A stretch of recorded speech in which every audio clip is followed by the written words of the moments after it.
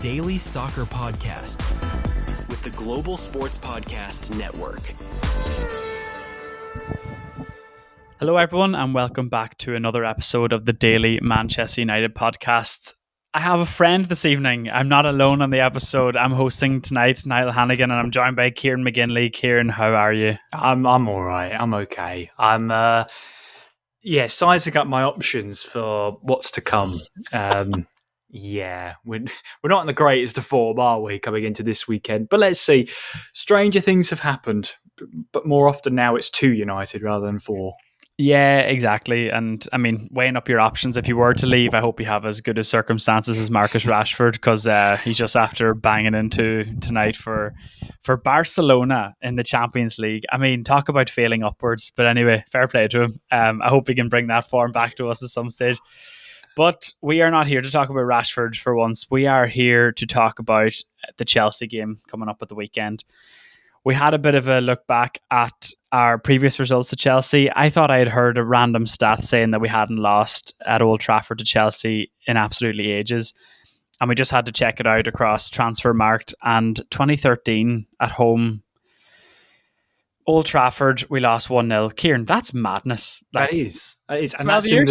and that's in the league. So because we did lose in the FA Cup yeah. semi-finals to Chelsea as well. But that probably, if it's semi-finals, would have been at Wembley. So that is probably, because semi-finals are weird in the FA Cup. They get hosted at Wembley. Or like Villa Park or something. Yeah. So it may well be, I'm trying to think now. I'll have to find out. But anyway. Yeah, I don't think they would have been at Old Trafford. But yeah, I mean, as we said, if we haven't lost there in 12 years, then we know that come this weekend, that'll all change. So that might give you a sneak preview of what we think the predictions might be for this weekend. Record-breaking season, I'll tell you that right now. Yeah, you'll never sing that, as Kieran says. You'll never sing that. What else have we got to sing about? It's ridiculous. Yeah, Kieran's trying to pick himself off the ground after some emotional episodes this week. So obviously. It's tough times, but it's great for all you. You're getting great content, whether it's a hate listen or a hate watch. A view's a view in our book, so we'll take it. But I mean, Kieran, before we get into lineups and score predictions and who's going to be the danger men for Chelsea, like what sort of positives can we take from these opening few games to actually go into the Chelsea game with some sort of semblance of a chance, I suppose? I mean, if there's one thing I can take apart from the drubbing against City, is that we're making chances. This system is creating chances. It just needs clinical finishers now.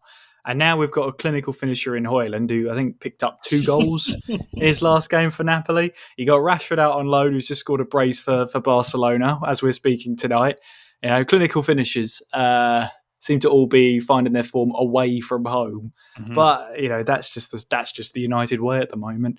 I think the service needs to be a lot better to Šeško. I think the team needs to figure out a lot quicker if floated crosses aren't working, because in the last match, City were absolutely dominant in the air. It didn't even take 95 minutes because nobody realised at that point. All the crosses kept coming in and they all either didn't get past the first man or they were just looped in and City dealt with it with a header away. They were just too good in the air. They were superior. And you get days like that, and that's where you have to figure out another way. Play past them, play through them, which is, again, not easy to do against City. Do you set up and take the pressure? No, because City will probably overwhelm you. Even if they're not in the greatest form themselves, they will always find a way if they have Haaland on their side. In fact, I think he's just broken the record for fastest player to 50 Champions League goals tonight, I'm pretty sure. I'll have to fact check that. Yeah, right. Yeah, so that's great. It's great. I'm having a lot of fun being on this side of Manchester. When's the next international break? Oh, now you're a fan of international breaks. No, I see how it is. I'm pledging my allegiances to Armenia now after our international break. I wasn't going to mention it. I'm glad you did, though. Yeah, Goodness. It was inevitable. I think me and Mkhitaryan are coming out of retirement to play for Armenia in the next. We've got a chance. But I mean, from my perspective, I think Mbeumo's been incredible. Mbeumo, whatever you want to call him, seems to be the only player that's actually bringing the fight to teams and actually has enough quality to cause a bit of damage. My one concern is with that is more than likely coming up against Cucurella, who is, like, I hate to say it, an incredible defender and a brilliant one-on-one defender as well. And will probably relish the challenge of coming up against him. So, probably one of the key strengths that Chelsea have is him, which a few years ago I don't think we would have been saying, because he had a bit of a shaky start at Chelsea, but he's been absolutely excellent since the Euros in Spain, and the confidence in him has been brilliant. So I've been really impressed with Mbeumo on the right hand side, but with Cunha still out and Mount still out, you're looking for that bit of creativity and that bit of quality, and Bruno's going to be playing more than likely in that deep lying position again. We'll get on to the midfield battle, etc., a bit later on, because that's going to be interesting. But yeah, I think, to be honest, that's probably the only positive I can take from the opening games.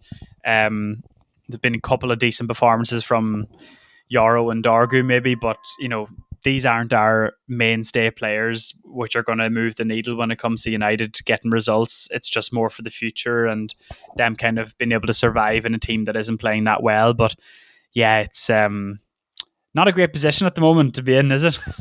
Not really. Thanks for reminding everyone, though. That's great. A few more danger men for Chelsea. Neto, when he is in form, he's going to be, he is incredible.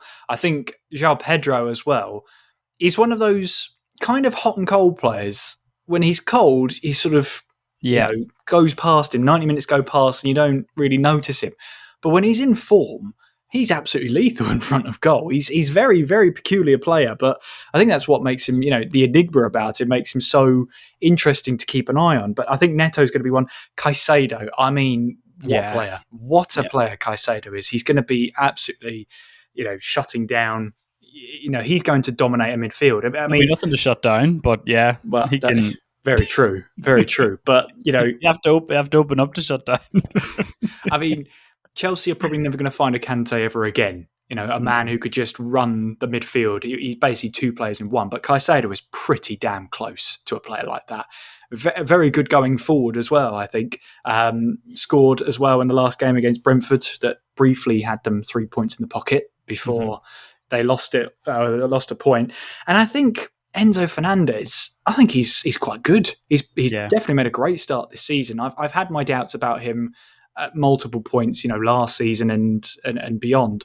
But I think he started this season well. And as you said, Niall, the midfield is probably where this game is going to be won and lost. And with Chelsea having players like Fernandes, Caicedo, Neto, I mean, Buonanotte is now just, signed for them, coming into this. And then you've got Garnacho as well, who will probably start. I think Gittins, probably.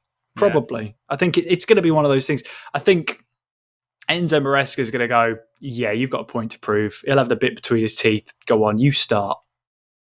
Isn't that actually mental? Like, he has 0 point to prove. He just stopped playing. It's just like, I'm not getting on the topic of Garnacho. Just too frustrating. But I mean, there's a little player called Cole Palmer as well that's going to be in that midfield, and that's going to be absolutely horrendous to watch. I mean, the midfield of Palmer, Enzo, and Caicedo against whoever we have between Casemiro and Ugarte, and then Bruno trying to survive that in a two-man midfield against that juggernaut is going to be a slaughter match in there in the midfield. And it's we said it since the start of this formation as well. If every other team's playing three in midfield and we're playing two, and our midfield's not even mobile, I mean, what chance do we stand in these matches, and particularly against these really, really good teams that are playing at a way higher level than us? So I think you're right. I mean, midfield is our weak point, and it's probably one of Chelsea's strongest sections of the pitch as well. It's a midfield worth probably 250 million. I mean, ours is probably worth 250 million just with Casemiro's wages, but I mean, it's still a bit of a mismatch in there, unfortunately. But I will say though as well, Cole Palmer came under a lot of fire last season for goals drying up, but actually it was because he was taken off penalties. If you looked further into it, his non-penalty goals were roughly the same. He's still a very lethal player, and in the Champions League against Bayern Munich, yes, it was a 3-1 loss, but that goal he got, the disallowed goal, that finish was just class. And if he had just timed his run to be a half a second later. That's all it was. That we'd have been talking about that goal for ages. It would have been a really good finish. But that's what he can do. He can change the game on a dime. And that's what's so terrifying about it. Yeah. And I mean, the game was getting away from Chelsea against Brentford as well. And he came on, absolutely changed the game and got his goal within 5-10 minutes of coming on as well. Quality just oozes out of him, and he's going to love playing at Old Trafford at the weekend, unfortunately. But that's just the position we're in, as we keep saying, and we need to suck it up and watch this interesting game at the weekend. But we'll take a quick break here, Kieran. We'll be back with our predicted lineups and how we think the game will pan out.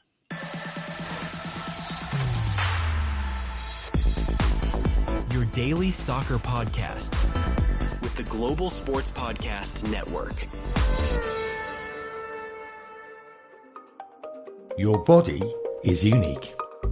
And Global Sports Podcast Network has partnered with Bioniq, the world's most personalised supplements. Bioniq provide 100% tailor-made supplements designed to deliver precisely what your body needs at exactly the right level to optimise your health. No guessing. So click the link in the show notes. Use the code GSPN2025 for 40% off your first month's subscription.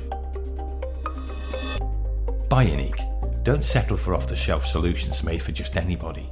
Get what's right for you right now.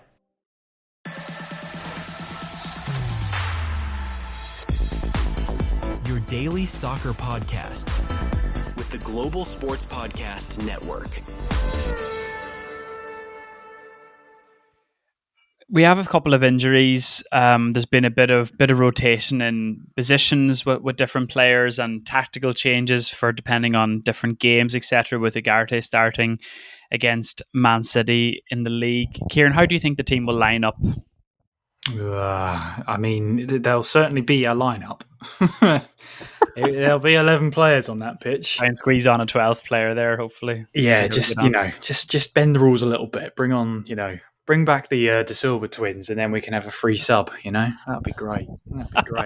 I think with Dalot is most likely going to be out because he pulled out of international duty with Portugal. Oh no! Cunha's the big one, I think. Coming off after half an hour in the last game, that was a shame because he missed out on Brazil duty. Is a doubt for this game. We don't necessarily want to rush him back, but I'm not expecting to see him. And according to the Forza Football app that I'm using, it apparently Mount's out with a knock, which, I mean, newsflash, grass is green, unfortunately. Mount unfortunately just is a bit susceptible to injuries. But, when he's fit, he's great. And he's shown that in the first sort of 3 or 4 games of the season that he is a pretty good player. And it's frustrating that he's unfortunately so injury prone, because it's clear to see that Amorim loves the way that he plays and loves the energy. He's a real box-to-box midfielder, running with the energy that he needs, and this system needs as well. It needs athletes, it needs high energy, and Mason Mount was able to deliver that, and especially with that rotating triangle up the top when Sesko was still on the bench. So, I mean, I would love to see Sen Lamon start in goal. I don't know why he hasn't started yet. But if it's anything like the last time we met on the podcast, Tom Heaton might have given away the game a little bit too much there, as maybe he's not ready. But did he say that? Yeah. Well, I mean, he heavily implied it by what you said, though.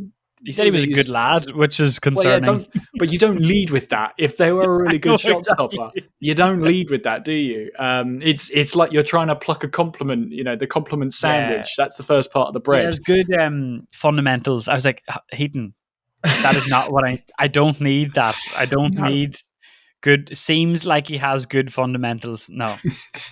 It's just not great, is it? It's not what you want to hear. I mean, I would probably start Lamon in goal.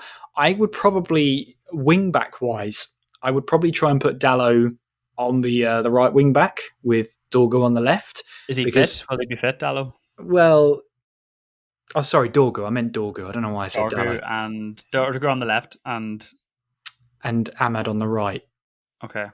Because Ahmad has struggled in attacking midfield. It kind of feels like he's a bit isolated, where he's not supposed to go out wide. It feels like the attacking midfielders in this system are meant to stay narrower and provide that sort of potency down the middle. Your wing backs providing the width. And I think Ahmad struggles when you put him further into the field, if you push him further into that sort of middle of the park. I feel like, it's worth a try at right wing back, because I kind of want Shaw to be put on the bench and you have a back three of, say, Yoro, De Ligt and Mazraoui. I feel like that should be tried. Mazraoui is solid at centre-back. Is he the best? No. But I think he's certainly going to be a bit of an improvement on, hopefully, what we've had over the first few games. Yeah, I don't hate it. I mean, I think the Ahmad one is interesting. If Ahmad's playing in one of the number 10s, he'll have to play on the left, which isn't that good for him. You're not moving our best player out of his best position. I mean, we've already done that with Bruno, but we're not going to do it in Mbeumo. So I don't hate it. I think against Chelsea, though, I think he'll have the same attitude to what he had against City, which is funny because you could literally say that about 14 teams in the Premier League, because we're not that good. But I can see him going with Mazraoui wing back and starting Shaw to like Yoro and putting Dorgu on the left. I can see him starting the same back five, to be honest. Unfortunately, but yeah, I like Ahmad and Mbeumo on the same wing. I think it causes the opposition a lot of trouble because basically two wingers coming at you and they're both rapid. If Mbeumo's kind of cutting inside, Ahmad's overlapping, and yeah, I do like that dynamic, but I think if we are going to see it, it'll probably be last 20 minutes, last 25 minutes or so. When it's a bit too late. Yeah, when we're 3-0 down. Yeah. Kind of like what we saw against City. Yeah. Something like that. That makes it. When they let us play, because it's like, well, actually, you've got no potency here. You won't be able to do anything, so just have the ball. Yeah. Have it there. But I think, as well as that, in the midfield, I'm going to have to sort of separate to what I want to happen and what I think will happen. And as much as I like Bruno playing deeper, he was so quiet in the City game. He wasn't able to control it deeper in the midfield. If he was, it was ping passes over to the wings. I would probably like to see Fernandes pushed up higher, with Cunha out with an injury, starting Mbeumo and Fernandes alongside each other, bring in Meynu as your sort of deep line playmaker. But not only that, able to push forward. Because in those last minutes against City, he was putting in skills, he was positive, he was really good on the ball dribbling, really potent at trying to get forward. I mean, it was all in vain, obviously, but he was making a difference in that middle of the park. I feel like if it's now or never for Meynu, he'll be starting this one. And I think it probably starts it with Casemiro as well. Again, that's what I would like to happen. What will I think happen? I think Fernandes starts alongside Ugarte. I think that's what happens. And I think it's just a lesson that won't be learned, that we need, rigidity. Is that the word? It's probably not the word. We need to be more solid in that middle of the park, especially if we're, as you say, coming up against a team here that has 3 or 4 midfielders at any one time. Not only that, but the wingers as well. You need so much solidity in that middle of the park. And I feel like Casemiro can offer that. And Meynu, when the ball's won back, can really drive forward. He's a great, skillful player.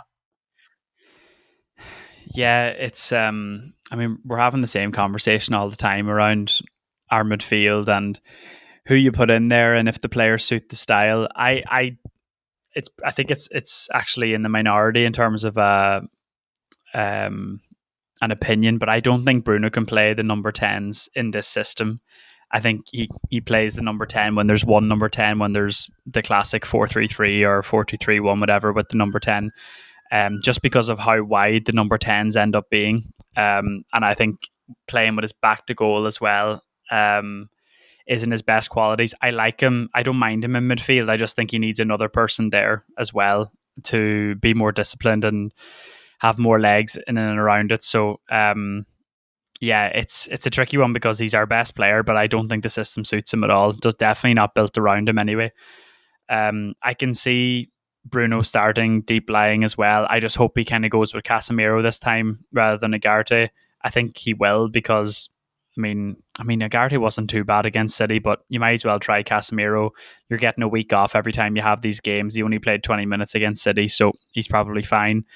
And then Yeah, like I mentioned, I think he'll put Mazraoui on right wing, so then he will probably put Ahmad Mbeumo and then Sesko up top. I don't think we have too many other options there. He doesn't seem to fancy Meynu at the moment. He sees him as Meynu in the rotation with Ugarte and Casemiro, I think, is that kind of deep lying midfielder. And if he's going to play Bruno in beside him, then there's only one spot for the three of them. So unfortunately, I don't think we're going to be able to see a lot more of him. Our Sam will be absolutely fuming at that. He had some choice words on deadline day, that's for sure. But yeah, no, I like Meynu's shown the promise that we know he has in when he's come off the bench. He's shown the real drive to get forward, make some meaningful attack as well. Not only that, so it would make sense to start him. But again, in that same grain, he probably won't start. The whole saga of him putting in a loan request, it being rejected, and now he's a squad player. Well, now that just opens up a can of worms for January when he's probably going to go on a 6-month loan instead of going for the whole year. So it's kind of like we're predicting the future 4 months down the line that Kobi's probably just going to put in a loan request again. And I think this time there'll be more pressure because, will United be in a great place? Well, we hope so, of course. But if not, then Kobi will say, well, I want minutes because he's a young player. He needs minutes on the pitch. And he's not getting that right now. Yeah, and it's a World Cup year as well. And, him starting in the Euros final, I mean, it's a long way since that. And I think, us saying that we want to see Meynu playing, it's not as if starting Meynu is going to solve all our problems. Like, it's not as if he's that good, but it's just, he's the type of player that needs a lot of games to kind of get up to speed. And then when he's in there, he's and his demeanor as well, he has a very laid back approach. So, I can imagine that managers are like, oh, it doesn't seem like he's trying or he's working that hard, but that's just the way he plays football. And also he's not an impact player. So, a lot of kind of deep line midfielders aren't impact players. Like they're just really good footballers, but they don't blow you away when they come on, like a number 10 or a winger or something like that. So it's a really tricky one for him because there's only so much you can show when you're coming on with 20 minutes to go in a midfield, because you don't want to be forcing it. You don't want to be trying things too much because that's not really his game either. And then you end up trying too hard and make mistakes, etc. So, I am concerned for January because if he's seeing Ugarte and Casemiro in front of him, I don't think it's going to change that quickly in the next couple of months. And the murmurs will start again coming into December, which, I mean, it's already bad enough energy around the club. We don't need that, especially with one of our homegrown players. Yeah. I mean, well said. To be honest, I hope it's resolved within the next month that we start to see Kobi Meynu actually starting games again. Because, I mean, take us back to the FA Cup win against City. Oh. Just phenomenal, absolutely phenomenal. Coolest man in that stadium, Kobi Meynu. Bring us that one back. He's cool, calm, collected, and that's part of the reason why he will be so confident in driving us forward from that deeper part of the pitch. I just don't get why it hasn't really clicked yet. Is something going on behind the scenes? Again, we're clutching at straws as to try and figure out why certain players aren't starting, like Lemon, why Sesko, it took him, the League Cup game before he got a start. Then he got a start against City, and he was completely isolated. It's fair to say. So yeah, it's a bizarre one. It's getting to a point where the lineups are predictably unpredictable, but unpredictably predictable. Does that make any sense? Or bad, also, you could say. That's a good synonym for it. Yeah.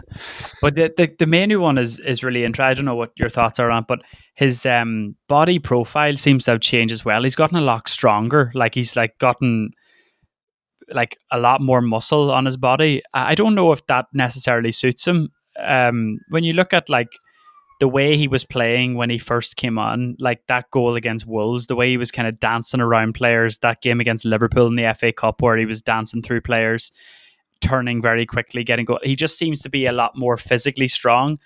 And with the right training, yes, that can be a positive where you get kind of sprinting ability, etc., where you're getting faster. But I don't think it really suits him, because he wasn't rapid anyway. He was more like a nimble, getting out of tight spaces, close control with the ball. So I'm just a bit concerned with that as well, that they were like, oh, he probably needs to get stronger. But I don't know if he necessarily, looking at Pedri tonight, I'm not comparing both of them, but they're similar type of players in a way where, Pedri's in the midfield, surrounded by Bruno, Joe Linton, and Tonali, everyone trying to absolutely break him. And he's just kind of dancing around, a couple of steps ahead of everyone.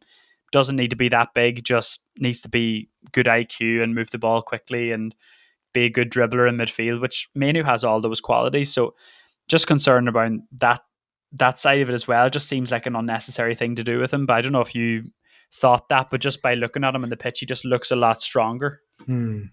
Yeah, and I don't know if that's because of the role that Amorim wants him to play. Maybe. That he's going to have to play him deeper, so he needs him to be stronger. He needs a strong middle of the park, strong defensive midfield pairing, which is probably why the whole sort of back line has really bulked up over the summer, to compensate for that. And in theory, that should help him in the midfield and help drive forward. But, sometimes when you get stronger, you might get less agile, you might lose half a yard of pace because now you've bulked up. So what you gain in strength, you might lose a little bit in sort of agility. And, there are players that prove us wrong time and time again about how that training goes. But I think as well, we haven't seen enough of Meynu to really judge how pre-season and the entire summer's treated him. Give the fans what they want. Give Sam what he wants. Start Meynu. Go on, Sam. Get the hashtag going. Start Meynu. Yeah, because if he doesn't, the podcast might get taken down. It might. With Sam's language, atrocious language on the podcast. I would like to say actually, it's been signed off. That's true. Yeah, I was going to say I had to. Well, I didn't have to. I offered a public apology in our podcast community about Sam. I censored one word. I'm not going to say it, but I censored one word, and it turns out I didn't have to. So I'm sorry, Sam, if you're listening. Yeah, he can come back on now. That's fine. Kieran, we've talked a bit about some of Chelsea's strengths, some of the positives of United from the first few games of the season. Score predictions. It's my favorite time of the week with the previews. And do you know what? I'm sick of going with this with my heart rather than my head. So, Kieran, take it away. What are you saying? Well, we haven't won against Chelsea since December 2023. It's a long time. In that time... 2013, sorry. Oh, well, 2023, we haven't won against Chelsea at all. We haven't been... Sorry, I thought it was the other stat. Okay. Since then, we've had a 4-3 defeat at Stamford Bridge, a 1-1 draw at Old Trafford, and then a 1-0 defeat towards the end of the season last time out. So we haven't won against Chelsea since 2023, but they haven't won at Old Trafford since 2013. One of those things is probably going to end. I think it's probably going to be the latter. I think it's probably going to be 3-1 Chelsea. I think. Seriously. I think it's going to be one of those. Well, I think it's lineup dependent. I'll be completely honest with you. But seeing what I saw against City, yes, we're making chances, but we're vulnerable on the counter. We're playing a high line, which I'm not against when you're 2-0 down and trying to go for a goal, but not even a sweeper. Ironically, Onana would have probably helped out in that second Haaland goal. Would he have made a tackle? I don't know. He might have found Haaland. I don't know. But it probably would have stopped at some point there. And Altay is just not a sweeper. He's more of a, he's not a keeper either. I don't know what he is. I didn't want to go that. I didn't want to cut that deep. Yourself. No, I wasn't actually. Yourself. No, you're putting words in my mouth now. Yeah. Regardless, I think it's going to be a tough day. And I think that whole, Chelsea haven't beaten us at Old Trafford since 2013. It's one of the records that goes on Saturday. And I'm okay with it. I'm at peace with it. Yeah. What sort of stage of grief are we in now that you're at peace with it? That can't be the final stage already, is it? No, because that's acceptance, isn't it? It sounds like you've absolutely accepted that you're quite content with it as well. I mean, records are being broken, but all the wrong records. We've said that time and time again on this podcast. So, what's one more? Add another one. exactly. That 8th place finish when Ten Hag's not looking too bad now. But I think I'll go with the same deficit. I'm going to go for 2-0 Chelsea. I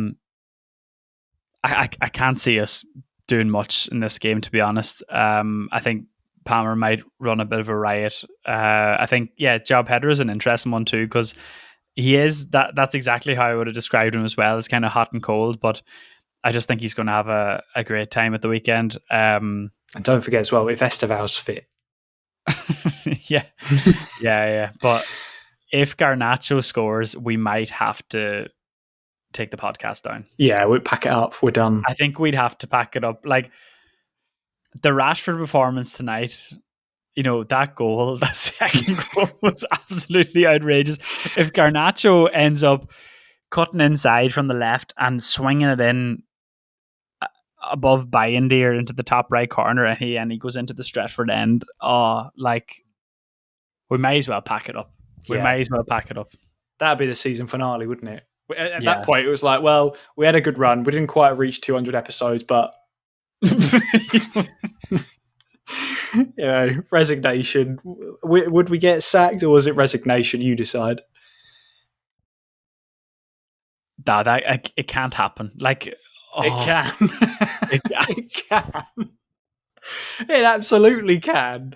What are you talking about? It's an ex-Man United academy graduate, or close to coming through the academy as you can, scoring against United. Of course, it's going to happen. Happened in the League Cup. Oh, he was in the United academy. It's in 2013. Of course, he was. He scored against us. Of course, there's some Man United link there.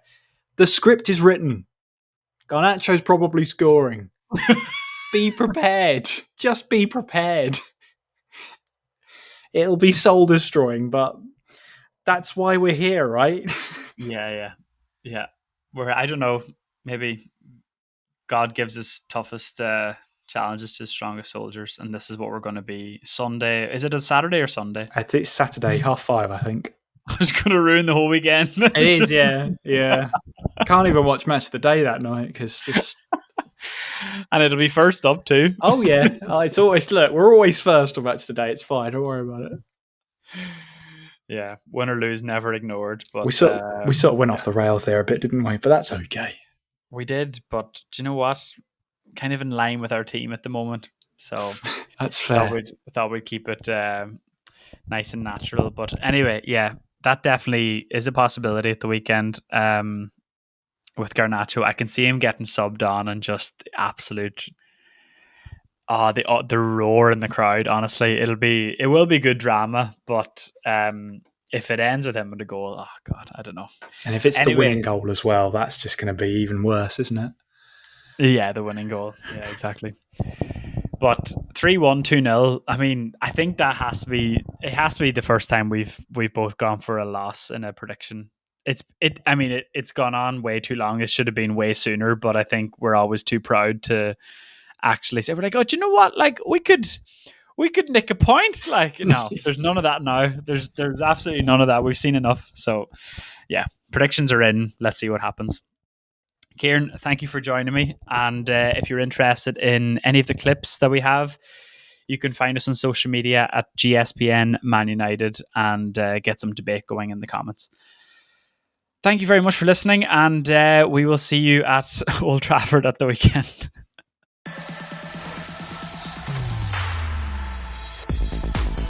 Your daily soccer podcast with the Global Sports Podcast Network.